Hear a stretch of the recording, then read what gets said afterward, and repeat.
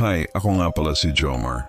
Galing akong Tondo at ito ang kwentong hindi ko makakalimutan kahit matagal na tong nangyari. Tambay ako dati sa amin. Hindi ako proud, pero wala akong trabaho noon. Kaya gabi-gabi, kasama ko yung tropa sa may kanto.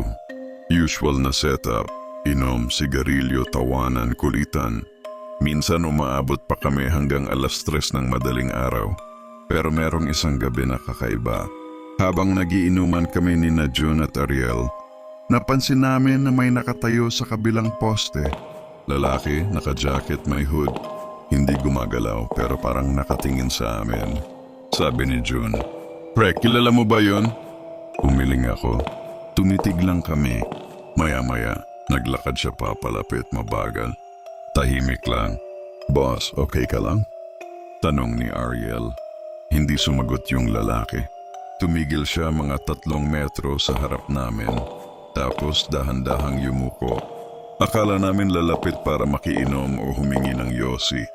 Bigla niyang sinabi, "Huwag kayong masyadong tumambay dito. Hindi ito para sa inyo."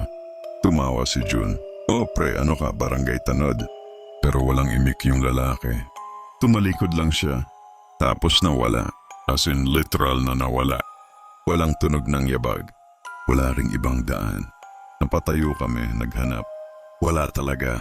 Kinabukasan kinausap namin si Mang Nestor, matagal ng janitor sa barangay hall. Nung ikwento namin yung nangyari, bigla siyang natahimik.